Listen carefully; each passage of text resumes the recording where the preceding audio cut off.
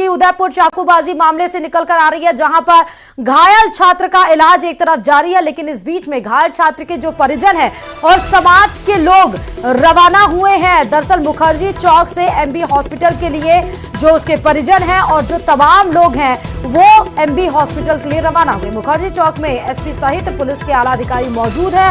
माहौल को पुलिस ने फिलहाल अभी के लिए शांत करा दिया है। सुबह छात्र के माता पिता सहित कई लोग मुखर्जी चौक पहुंचे थे। सब्जी मंडी बंद होने के बाद दोनों पक्षों में माहौल गर्मा गया। पुलिस अधिकारियों ने दोनों पक्षों से समझा बुझाकर मामला शांत कराया है।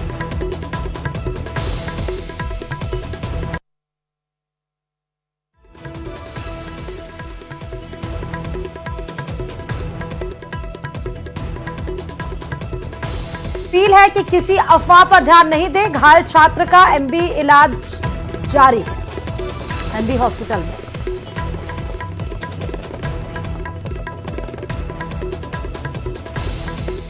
उनके परिजनों को उपलब्ध कराए गए। किसी भी प्रकार का कोई कंफ्यूजन हो, किसी भी तरह की उनको वस्तुस्थिति जाननी हो तो वो संबंधित व्यक्ति से संपर्क कर सकते हैं। इसी बात कंफ्यूजन को लेकर के ये लोग कुछ लोग यहाँ पर उत्सुकतावश मुखर्जी चौक में एकत्र हुए थे। समझाइश करके उनको भी हॉस्पिटल भेजा गया है। भेज करके और उनकी मेडिकल प्रशासन से वार्ता करा दी जाएगी और वार्ता करा करके और उनको संतुष्ट किया जाएगा। देखिए ये मिसक्रिएंट्स हैं, सब तरह के लोग मिसक्रिएंट्स हैं। रेगुलर बेस पे प्रशासन की तरफ से, मेडिकल प्रशासन की तरफ से मेडिकल अपडेट्स जारी किए जा रहे हैं।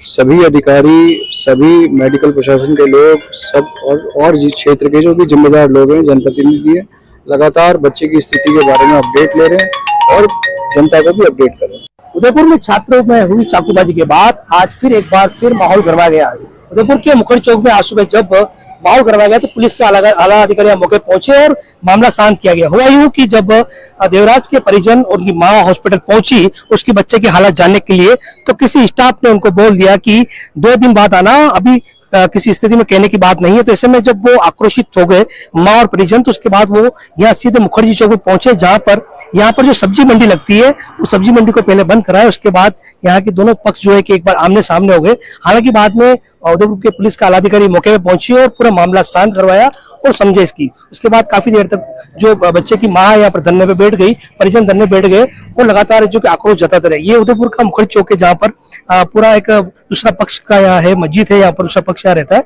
इसमें माहौल शांत कराया गया। पुलिस का आलाधिकारी मौके पर मौजूद है और लगातार जो कि प्रयास किए जा रहे हैं, समझेश की जा रही। अभी हालांकि यहाँ पर पूरा समझेश कर दी गई है। बच्चे की जो माँ है, जो परिजन है, वो सीधे यहाँ से एमबी हॉस्पिटल पहुंचे हैं, जहाँ पर बच्चे की स्थिति को जानने के लिए वो जा रहे हैं और लगातार जो पुलिस प्रयास कर रही है, अपील कर रही है कि किसी तरह की अफवाह पर नहीं आए और लगातार जो है कि यह सांप्रदायिक सौहार्द बनाए रखे।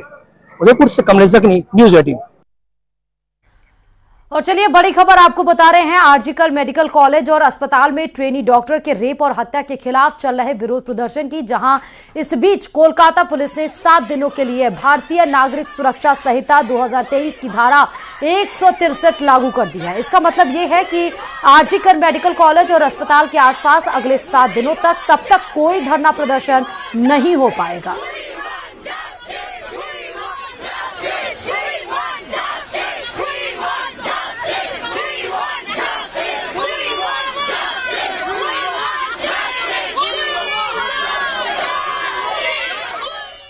और इधर कोलकाता रेप और हत्याकांड में आज टीएमसी हर जिले में धरना देगी, यानी कि ममता बनर्जी की सरकार आरोपी के लिए लगातार फांसी की मांग कर रही है। तृणमूल कांग्रेस के अलावा कोलकाता में टीवी और फिल्म कलाकार शाम 4 बजे विरोध प्रदर्शन में शामिल होंगे। इसके पहले भी सड़क विरोध प्रदर्शन पे उतरी थी ममता बनर्जी अपने तमाम महिला कर्मियों के साथ, जहां पर उन्होंने आरोपियों को फांसी की सजा मांग को लेकर प्रदर्शन किया था। 2 घंटे तक ये पश्चिम बंगाल की सड़कों पर ममता बनर्जी का प्रदर्शन हुआ था। आज पूरे देश में तृणमूल कांग्रेस प्रदर्शन करेगी, सड़क हर जिले में, हर राज्य में, और जहां पर इसमें बताया जा रहा है कि टीवी कलाकार से तमाम हस्तियां भी प्रदर्शन में जुड़ेंगी, जहां पर आरोपी को फांसी की सजा देने के मामले में आज टीएमसी का राष्ट्रव्यापी कह सकते हैं प्रदर्शन है।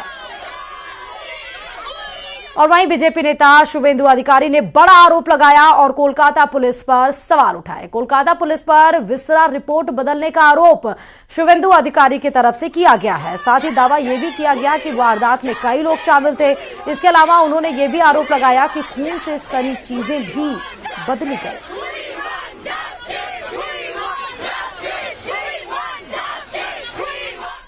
और वहीं समाजवादी पार्टी के प्रमुख अखिलेश यादव कोलकाता मामले में मुख्यमंत्री ममता बनर्जी के बचाव में उतरे हैं और बीजेपी पर राजनीति करने का आरोप लगाया। इस पर बीजेपी नेता और राजस्थान सरकार में मंत्री राज्यवर्धन राठौड़ ने पलटवार करते हुए कहा कि बंगाल में जनता की कोई परवाह नहीं करता। सुनिए जरा। ममता बनर्जी जी खुद महिला हैं और एक महिला का दुख दर्द वो समझती हैं।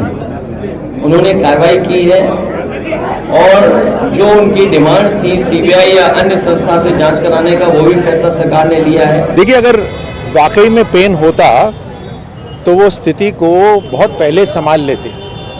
बंगाल के अंदर जिस तरह से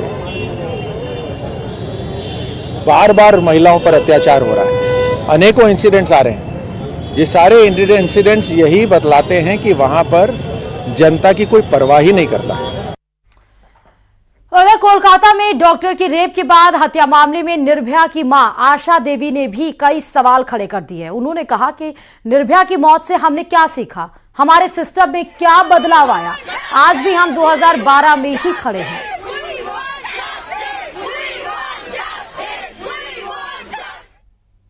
आज भी जब भी कोई घटना होता है निर्भया का नाम आता है, लेकिन निर्भया की घटना से, उसके मौत से हमने क्या सीखा है, हमारे सिस्टम में क्या बदलाव आया, हमारे कानून में जो भी बदलाव उस पे काम का क्या हुआ। आज भी हम 2012 में ही खड़े हैं। तो हम यही चाहते हैं कि जो भी हमारे देश के डॉक्टर्स बाहर रोड पे हैं उनको इंसाफ मिले, उस बच्ची को इंसाफ मिले, उस माँ बाप को इंसाफ मिले। और देश में जारी डॉक्टर्स के प्रदर्शन के बीच आईएमए यानी कि इंडियन मेडिकल एसोसिएशन ने पीएम मोदी को चिट्ठी लिखी है और इस लेटर में अस्पतालों में सुरक्षा की मांग की गई। आईएमए ने पीएम के सामने 5 मांगे रखी। पहली मांग ये कि अस्पतालों को सेफ जोन घोषित किया जाए, दूसरा ये कि एयरपोर्ट जैसी सुरक्षा हॉस्पिटल्स की हो, तीसरा ये कि अस्पतालों में सीसीटीवी कैमरे लगाए जाने चाहिए और चौथा ये कि सभी अस्पतालों में सुरक्षा गार्ड तैनात हो ताकि कोलकाता के आरजीकर मेडिकल कॉलेज में ट्रेनी महिला डॉक्टर से रेप और मर्डर को लेकर देश भर के डॉक्टरों में काफी नाराजगी भी देखी गई और आईएमए ने पीएम मोदी को डॉक्टर्स की मांगों पर दखल देने की मांग की है। तो 4 मांगे आईएमए की तरफ से की गई हैं, जिसमें सीसीटीवी, सुरक्षा गार्ड, सेंट्रल प्रोटेक्शन एक्ट, ये तो डॉक्टर्स की तरफ से मांग की जा रही है और सीधे तौर पर यह भी कहा गया आईएमए की तरफ से कि सरकार को इन मांगों की तरफ जरूर ध्यान देना चाहिए। और अब खबर मेरठ से है, जहां बच्ची के रेप हत्या का आरोपी ही एनकाउंटर में घायल हो गया है, को बम से उड़ाने की धमकी मिली। इसके पहले खबर यह थी कि जवाहर सर्किल पर जो एक हॉस्पिटल था उसको बम से उड़ाने की धमकी मिली थी, लेकिन दरअसल एक हॉस्पिटल नहीं बल्कि जयपुर के 10 बड़े हॉस्पिटल्स को बम से उड़ाने की धमकी दी गई है। ईमेल भेजकर बम से उड़ाने की धमकी दी गई है। ज्यादा जानकारी के साथ विष्णु हमारे संवाददाता जुड़ चुके हैं। विष्णु, एक हॉस्पिटल नहीं 10 हॉस्पिटल को धमकी मिला है। देखिए 10 के बाद मतलब 13 की संख्या शुरुआती तौर पर आ रही है कि शुरुआत जयपुर के 13 बड़े हॉस्पिटल्स को ये धमकियां मिली है। हालांकि अभी तक बीसीके बिरला और मोनीलैक हॉस्पिटल की ओर से ही पुलिस को सूचना दी गई है कि उनको धमकी भरा मेल आया है और मेल में कहा गया है कि आपके हॉस्पिटल में मरीजों के बिस्तरों के नीचे और बाथरूम में बम प्लांट किए गए हैं। यानी कि मरीज हॉस्पिटल परिसर में मरीजों के बिस्तर जो बेड्स हैं उनके वहां पे और हॉस्पिटल के बाथरूम में बम प्लांट किए गए हैं, ऐसी सूचना है। जिसके बाद मोनीलैक हॉस्पिटल में पहले सर्च ऑपरेशन चलाया गया, उसके बाद अब सीके बिरला हॉस्पिटल में भी जो पुलिस की जो रेस्क्यू टीमें हैं, उसके अलावा बीडीएस की टीम है, डॉग स्क्वाड, एटीएस की कमांडो है, वो पहुंचे हैं। सर्च ऑपरेशन सभी जगहों पर चल रहा है और अब पुलिस देख रही है कि आखिरकार ये मेल कहाँ से किस आईपी एड्रेस से भेजा गया है, लेकिन अब तक ये पता नहीं चल पाया कि आईपी एड्रेस क्या है। एक तरफ साइबर की टीम ये पता लगाने में जुटी है कि धमकी भरे मेल के पीछे किसका हाथ है, कौन भेजने वाला है, कब भेजा गया था और वहीं पर दूसरी जो टीम है वो सर्च ऑपरेशन कर रही है, लेकिन अब तक कोई संदिग्ध वस्तु नहीं मिली है। जी विष्णु, पहले तो हमने बताया था मोनी लेक हॉस्पिटल, अब जरा 13 हॉस्पिटल जो आप बता रहे हैं, क्या नाम आपके पास आ चुके हैं उन 13 हॉस्पिटल्स के?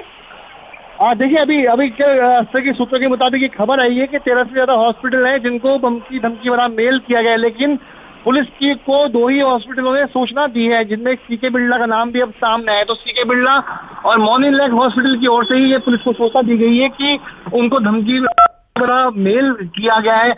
धमकी भरे मेल में लिखा गया है कि आपके मरीजों की बेड और बाथरूम में बम प्लांट किए गए। हालांकि सूचना के मुताबिक जो उन्हीं जगहों पर सर्च भी किया गया था, लेकिन कुछ मिला नहीं।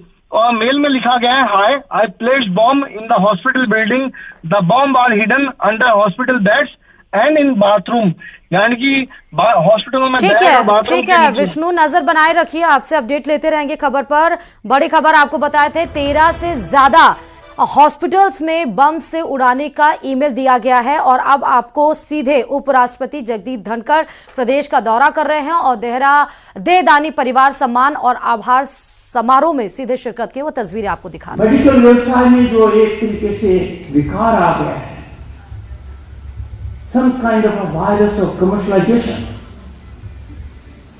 we have to utilize it. Medical profession is a godly profession. जो पीड़ित व्यक्ति है वो डॉक्टर को भगवान मानता है।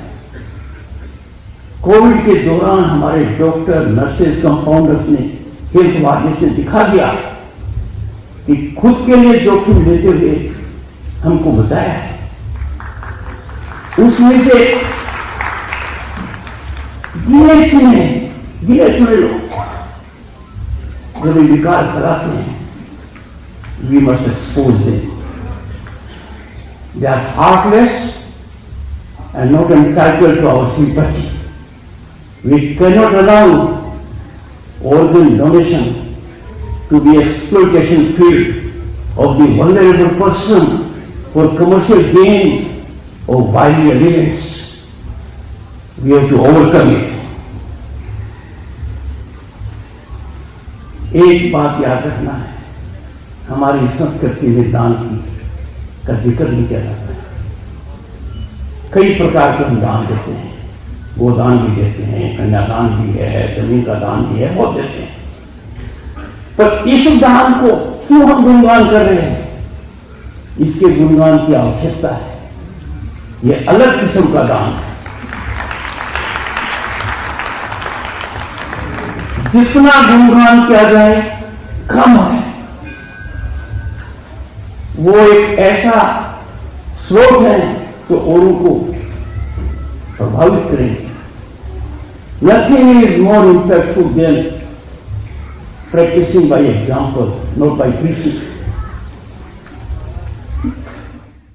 तो जयपुर से खबर थी जहां देहदानी परिवार सम्मान समारोह था जिसमें शिरकत किए हैं जगदीप धनखड़ और वहां पर उन्होंने साफ तौर पर बात कही कि हमारे संस्कृति में दान का तो बहुत जिक्र है, लेकिन देह दान का जिक्र होना चाहिए और उसको अप्रिशिएट भी करना चाहिए। चलिए अब खबरों में आगे बढ़ते हैं और कर्नाटक के मुख्यमंत्री और कांग्रेस नेता सिद्धारमैया भारी संकट में घिरते हुए नजर आ रहे हैं। राज्यपाल थावरचंद गहलोत ने मैसूर अर्बन डेवलपमेंट अथॉरिटी द्वारा साइट आवंटन में कथित गड़बड़ी को लेकर सीएम के खिलाफ मुकदमा चलाने की मंजूरी दी है। हालांकि सिद्धारमैया ने साफ तौर पर कहा कि मैं इसमें कल्प्रिट नहीं हूं और पूरा कैबिनेट और आला कमान हमारे साथ है, लेकिन राज्यपाल ने यह फैसला टीजे अब्राहम, प्रदीप और स्नेहमयी कृष्णा की ओर से दायर 3 याचिकाओं को ध्यान में रखते हुए लिया है। मिली जानकारी के मुताबिक सीएम पर भ्रष्टाचार निवारण अधिनियम 1988 की धारा 17 और भारतीय नागरिक सुरक्षा संहिता 2023 की धारा 2018 के तहत मुकदमा चलेगा। वकील और एक्टिविस्ट टीजे अब्राहम द्वारा दायर याचिका के आधार पर कर्नाटक के राज्यपाल थावरचंद गहलोत ने 26 जुलाई को कारण बताओ नोटिस जारी किया था, जिसमें मुख्यमंत्री को उन पर लगाए आरोपों पर जवाब देने के साथ और यह बताने के निर्देश दिए गए थे कि उनके खिलाफ केस चलाने की अनुमति क्यों नहीं दी जानी चाहिए। और अब कानपुर से बड़ी खबर है, जहां कानपुर ट्रेन हादसे में एफआईआर दर्ज की गई है। जी हां, साजिश की आशंका का पर मुकदमा जारी किया गया है। पनकी थाने में यह एफआईआर दर्ज की गई है। एटीएस आईबी की टीम ने सूत्रों के हवाले से खबर है कि जहां पर ये इंसिडेंट हुआ था वहां पर डेरा डाल दिया है। कल साबरमती एक्सप्रेस ड्रिलेर हो गई थी। 22 डिब्बे ड्रिलेर हुए थे और माफ करिएगा 20 डिब्बे बताए जा रहे हैं। पटरी से उतर गए थे इंजन और ट्रेन के और एक पत्थर से टकराने के बाद यह हादसा हुआ था, जहां पर रेलवे मिनिस्टर अश्विनी वैष्णव का भी आया था कि ये साजिश के तहत किया गया है। हालांकि सोशल मीडिया पर इसका वीडियो भी जारी हुआ था। ट्रैक में जो वो छेद थे वो भी दिखाए गए थे। साजिशन के तहत ये बताया गया था कि इसमें लोगों के जान से खिलवाड़ करने की कोशिश की जा रही थी। अब फिलहाल इसमें FIR दर्ज करा दी गई है। ये अप लाइन थी, इसी पे मूलतः दुर्घटना हुई थी। तो ये अब गाड़ी निकल रही है और अब कॉशन के साथ ये गाड़ी निकाली जाएगी और बाकी शेष जांच इसके बाद होती रहेगी, प्रक्रिया चलती रहेगी और अब ट्रैफिक इस पे चालू हो गया। और सीधे खबर अब आपको गुजरात से बताते हैं। दरअसल वो राणा भारत लाया जा सकता है। जी हां, अमेरिकी कोर्ट ने प्रत्यर्पण के खिलाफ उसकी अपील को खारिज कर दिया। भारत ने दरअसल ये अपील की थी अमेरिका से कि राणा को लाया जाए ताकि इसके खिलाफ हम मुकदमा अपने देश में चला सकें, और इसके खिलाफ राणा ने अपील की थी, लेकिन यूएस ने खारिज कर दी उसकी अपील को। बड़ा झटका लगा है, जिसके बाद उसको भारत लाने का रास्ता बिल्कुल साफ हो गया। आतंकी तंवर राणा पर मुंबई हमले की फंडिंग का आरोप है। हमले के दौरान आतंकी तंवर राणा पाकिस्तान में बैठकर आतंकियों को कंट्रोल कर रहा था, जब ताज होटल पर यह बड़ा आतंकी हमला 26/11 में किया गया था।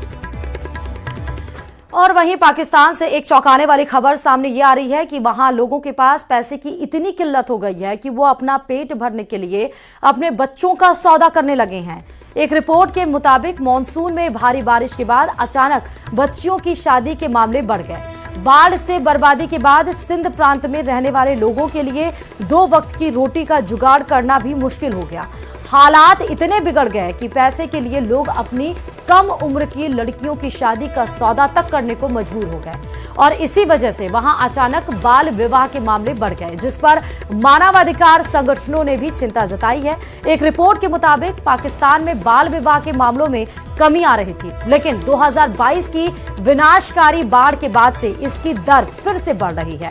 देश में खेती के लिए महत्वपूर्ण समझी जाने वाली मॉनसून की बारिश जलवायु परिवर्तन के चलते तेज हो गई है, जिसकी वजह से बाढ़ आई और फसलों को नुकसान हो रहा है और लोग लगातार कर्ज के बोझ में फंसते जा रहे हैं।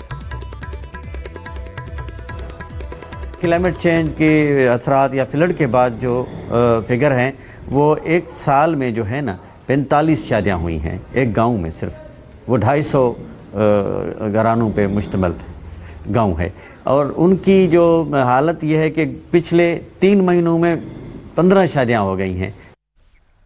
और अब आपको बड़ी खबर इजराइल से बता दें, जहां इजरायली सेना ने हिजबुल्लाह के सीनियर कमांडर को मार गिराया है। जी हां, इजराइल ने हिजबुल्लाह के हुसैन इब्राहिम कासेब को ढेर किया है। इससे पहले इजराइल ने लेबनान के कई इलाकों में हिजबुल्लाह के ठिकानों पर हवाई हमले किए थे। वहीं इजराइल के हमले का हिजबुल्लाह ने भी पलटवार किया और इजराइल पर 55 रॉकेट दागे हैं। तो इजराइल ने हिजबुल्लाह के ठिकानों पर कई जगह पर रॉकेट फायरिंग की। इजराइल ने इब्राहिम कासेब को मार गिराया है और उसके बाद से ही इजराइल पर 55 रॉकेट दागे गए हैं। और ईरान के इशारे पर हिजबुल्लाह बड़ी जंग की तैयारी कर चुका है। हिजबुल्लाह का ऐसा वीडियो सामने आया है जिसने इजराइल के होश उड़ा दिए। हिजबुल्लाह की मिसाइल सुरंग हमास की सुरंगों से 4 गुना बड़ी और गहरी है, जिसकी वजह से इजरायली सेना उन्हें तबाह नहीं कर पा रही। खबर यह भी है कि ईरान के सुप्रीम लीडर खामनेई ने हिजबुल्लाह को इशारा कर दिया है कि जमीन के नीचे से इजराइल पर हमले शुरू कर दो, और इस आदेश के बाद से हिजबुल्लाह लगातार 1.5 घंटे तक उत्तरी इजराइल पर हमले करता रहा। पूरी रिपोर्ट देखिए।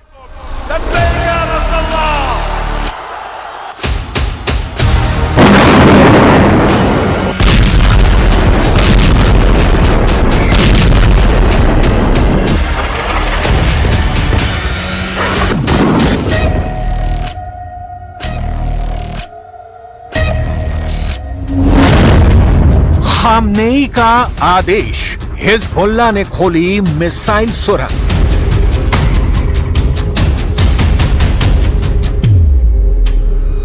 अब युद्ध के मैदान में इजराइल और कितने दिन टिक पाएगा, ये सवाल इसलिए खड़ा हो गया है क्योंकि अब हमास अपनी आखिरी जंग भी सुरंग से लड़ रहा है। हिजबुल्लाह ने गाजा युद्ध के 10 महीने बाद पहली बार अपनी मिसाइल सुरंग इजराइल के खिलाफ खोल दी है और ईरान ने तो सुरंगों वाले बंकर से हजारों मिसाइलें और रॉकेट इजराइल पर एक साथ दागने के लिए तैयार कर दिए हैं। पिछले एक हफ्ते में अचानक इजराइल बैकफुट पर नजर आने लगा है। पीएम नेतन्याहू और रक्षा मंत्री योव गैलेंट के बीच जंग की रणनीति को लेकर तीखी बहस हो चुकी है। ये सारा जंगी माहौल साबित करता है कि इजराइल धीरे धीरे जंग के दलदल में धंसता जा रहा है।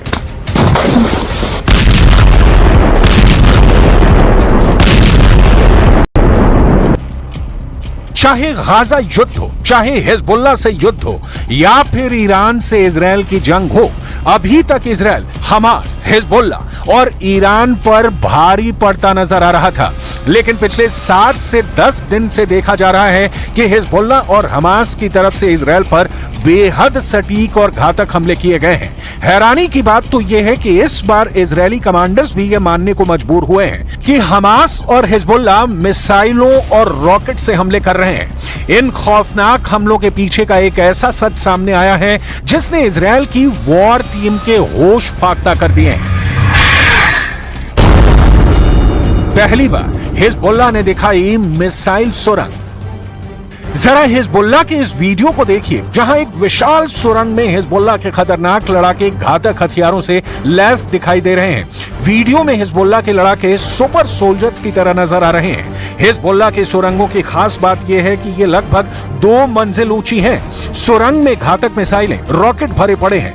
बड़े बड़े ट्रकों पर सैकड़ों मिसाइलें लदी हुई हैं। चौंकाने वाले हिजबुल्लाह के वीडियो में नई इमाद 4 सुरंग दिखाई गई हैं। अभी तक दुनिया हमास की सुरंगों के बारे में ही जानती थी, लेकिन पहली बार हिजबुल्लाह ने घातक हथियारों से लैस सुरंग दिखाकर इजरायल और उनके सहयोगियों के होश उड़ा दिए हैं।